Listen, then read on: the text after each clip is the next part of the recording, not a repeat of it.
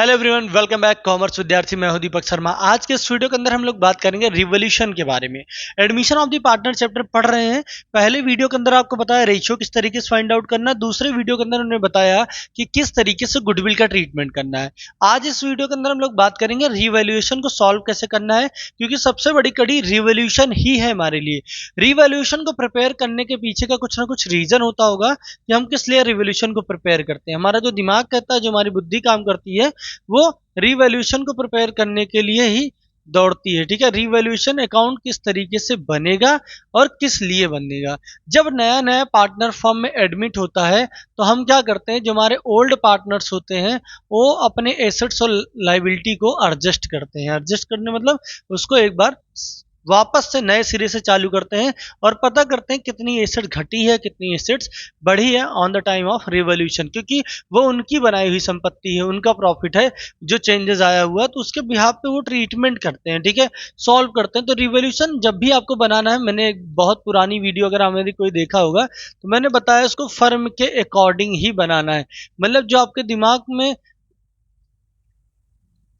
उपज है इधर उधर की, उसको छोड़ देना है, फर्म के अकॉर्डिंग बनाना है। फर्म किस अकाउंट पे काम करता है सर? फर्म काम करता है नॉमिनल अकाउंट पे। नॉमिनल अकाउंट पे, नॉमिनल अकाउंट का रूल क्या होता है sir? All expenses and losses will be debit, all income and gain will be credit. किसी प्रकार का इनकम, ठीक है, या किसी प्रकार का इनकम होगा, गेन होगा, उसे क्रेडिट करना है। किसी प्रकार का एक्सपेंस या लॉस होगा, उसको डेबिट कर देना है। ठीक है, ठीक, इस बिहाफ पे काम करेंगे। रिवोल्यूशन के अंदर किन किन चीजों का ध्यान रखना है? हमको ध्यान रखना है सिर्फ एसेट्स का और लाइबिलिटी का। किसका ध्यान रखना है हमको? एसेट्स का और लाइबिलिटी का। एसेट्स में कितना एसेट्स बढ़ा है या कितना एसेट्स घटा है। लाइबिलिटी में कितना चेंज आया, इंक्रीज हुआ है कि डिक्रीज हुआ है, इंक्रीज हुआ है कि डिक्रीज हुआ है। ठीक है, ठीक, इसका ख्याल रखना है, इंक्रीज हुआ है कि डिक्रीज हुआ है। ठीक है, और एक चीज का ख्याल रखना है, अनरिकॉर्डेड, अनरिकॉर्डेड, अनरिकॉर्डेड एसेट्स है कि रिकॉर्डेड एसेट्स है। ठीक है, तो मतलब अनरिकॉर्डेड एसेट्स या अनरिकॉर्डेड लाइबिलिटी। ठीक, इनके बारे में थोड़ी सी बात हम करेंगे। ठीक है, तो रिवोल्यूशन अकाउंट बनाएंगे, किसके अकॉर्डिंग बनाएंगे सर? फर्म के अकॉर्डिंग बनाएंगे। फर्म किस रूल पे काम करता है सर? फर्म नॉमिनल पे काम करता है। नॉमिनल का रूल क्या है sir? All expenses losses will be debit, all income gain will be credit. ठीक है, किन किन चीजों को रिवेलुएट करते हैं सर? एसेट्स को और लाइबिलिटी को। इन्हीं दो लोगों को लेके हम चल रहे होते हैं। ठीक है, क्या चेंज आ सकते हैं? या तो इंक्रीज होगा या डिक्रीज होगा या अनरिकॉर्डेड होगा। ठीक है, एसेट्स भी और लाइबिलिटी भी। ठीक, अब होगा तो कैसे होगा, अब चलिए देखते हैं। मैंने आपको एग्जांपल बताया कि हम रिवोल्यूशन को किसके अकॉर्डिंग बनाएंगे? फर्म के अकॉर्डिंग। ठीक है, अब आप सिंपल सी बात बताइए सर, अगर एसेट्स है, ठीक है, एसेट्स की वैल्यू क्या हो रही है सर? इंक्रीज हो रही है। एसेट्स क्या हो रहा है? इंक्रीज हो रहा है।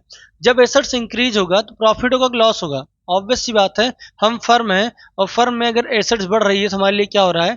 प्रॉफिट हो रहा है। प्रॉफिट हो रहा है तो इसको कहाँ लिखेंगे सर? क्रेडिट साइड रिवोल्यूशन के। ठीक है, रिवैल्यूएशन अकाउंट में क्रेडिट साइड में लिखेंगे। ठीक, एसेट्स अगर डिक्रीज होगा, डिक्रीज होगा तो हमारे लिए क्या हो जाएगा सर? लॉस हो जाएगा। लॉस हो जाएगा तो कहाँ लिखेंगे सर? Debit side. ठीक है, कहाँ लिखेंगे सर? Debit side. ठीक, अनरिकॉर्डेड एसेट्स आएगा तीसरा आइटम। अनरिकॉर्डेड एसेट जो होगा ये हमारे लिए क्या होगा सर? प्रॉफिट होगा, क्योंकि ऐसी एसेट जो रिकॉर्ड ना हुई हो। सर बहुत लोग पूछते हैं अनरिकॉर्डेड एसेट्स आएगा कहाँ से, किस तरीके से आएगा? तो अनरिकॉर्डेड एसेट्स के लिए आपको कुछ बहुत मेहनत करने की जरूरत नहीं है। अनरिकॉर्डेड एसेट्स आपको बेसिक तौर पर मिल जाएगा सर कि कहाँ मिल जाएगा सर? बेसिक तौर पे मिल जाएगा। ठीक है, हमारे लिए प्रॉफिट है और प्रॉफिट है तो हम कहाँ लिखेंगे इसको? क्रेडिट में लिखेंगे। और मिलेगा कहाँ सर? ये हमको मिलेगा एडजस्टमेंट में, बैलेंस शीट में नहीं होगा। ठीक, सेम कंडीशन लाइबिलिटी के बारे में बात कर लें। ठीक है, किसके बारे में बात कर लें सर? लाइबिलिटी के बारे में बात कर लें। लाइबिलिटी इंक्रीज होगा, इंक्रीज होगा तो कहाँ दिखाएंगे सर? सर इंक्रीज होगा तो हमारे लिए लॉस है, लॉस है तो कहाँ दिखाएंगे? डेबिट में। लाइबिलिटी डिक्रीज होगी, हमारे लिए क्या है सर? प्रॉफिट है, फर्म के लिए प्रॉफिट है, फर्म इसको कहाँ दिखाएगा? क्रेडिट में। और अनरिकॉर्डेड लाइबिलिटी है, अनरिकॉर्डेड लाइबिलिटी जो होगा हमारे लिए क्या है सर? लॉस होगा, लॉस होगा तो कहाँ दिखाएंगे सर, डेबिट में। ठीक है, ये एडजस्टमेंट में मिलेगा ना कि बैलेंस शीट में। ठीक, इन्हीं के ऊपर हमको काम करना है। तो चलिए इनका एक अकाउंट आपको बना के दिखा देते हैं। ठीक है, तो अकाउंट आप बनाएंगे,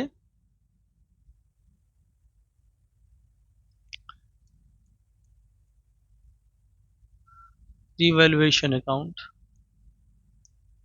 ठीक, फॉर्मेट होगा पार्टिकुलर अमाउंट, पार्टिकुलर अमाउंट।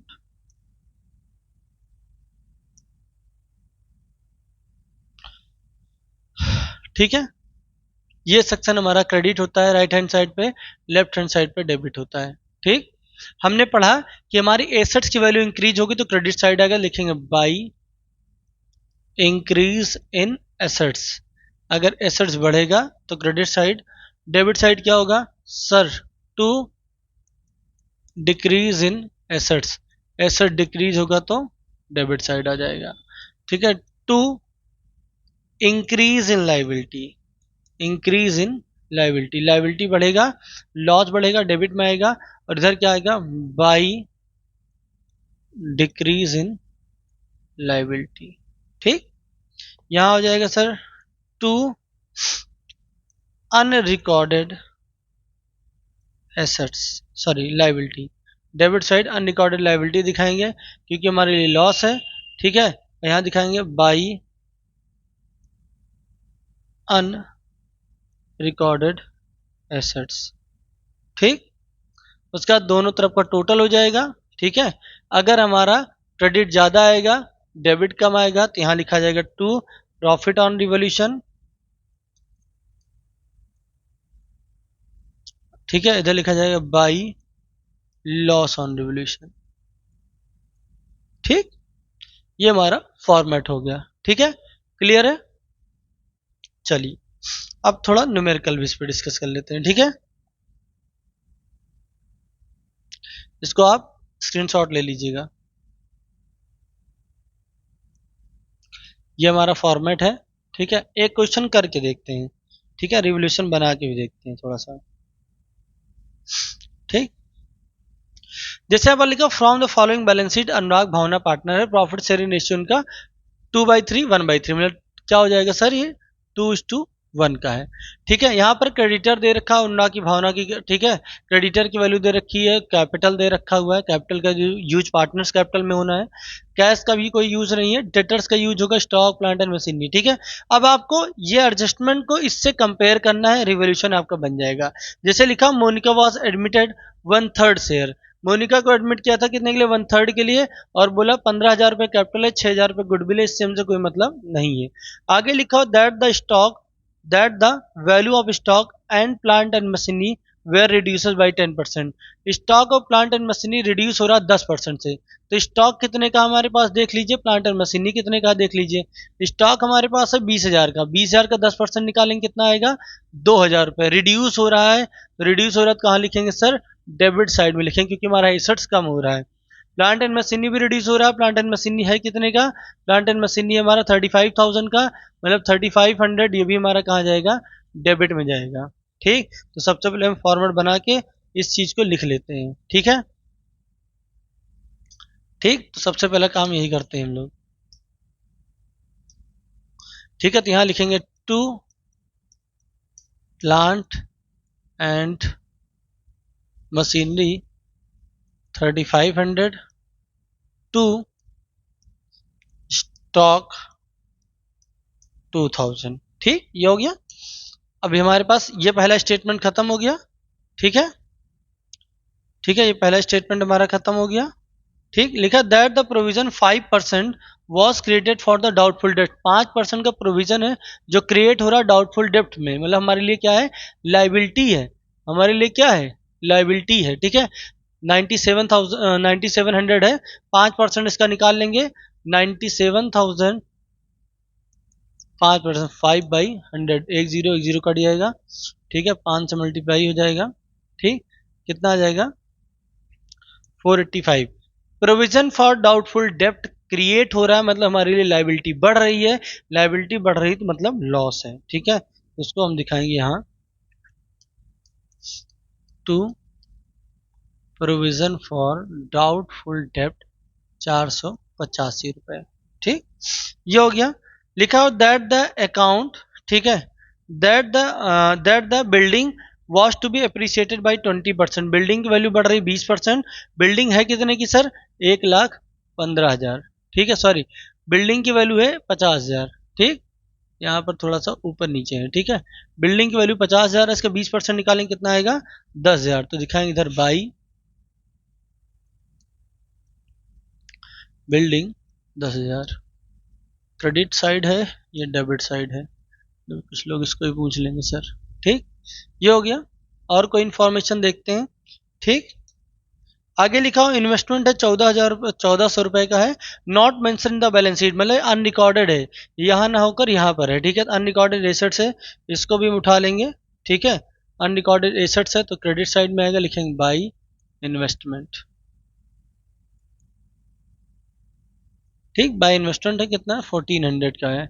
इसको ऐड कर लेंगे आपस में, 11,400 रुपये आया, मतलब यहाँ पर भी 11,400 आना चाहिए। ठीक, यहाँ लिखेंगे टू प्रॉफिट ऑन रिवैल्यूएशन। ठीक, कौन कौन था भाई? अनुराग और भावना। 2:1 का रेशियो था, पहले इसको ऐड कर लो। ठीक है, इसको ऐड करेंगे 3,500 प्लस 200 ऐड करेंगे 2,055 प्लस 480, मतलब हो जाएगा 5985। ठीक है, 55,985। ठीक है, माइनस कर दो 11,400 से।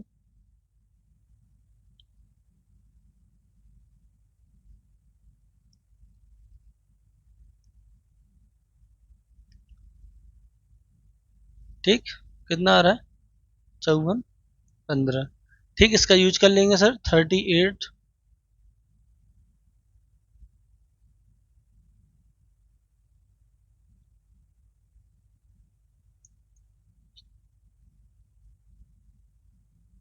इसको डिवाइड करेंगे 2:1 में, कितना हो जाएगा? 38 10 80 1805। ये हमारा बन गया रिवॉल्यूशन। तैयार हो गया रिवॉल्यूशन, खत्म। ठीक है, रिवॉल्यूशन आसान था। अब नेक्स्ट वीडियो के अंदर पार्टनर्स कैपिटल भी आपको बताऊंगा। तब तक के लिए धन्यवाद।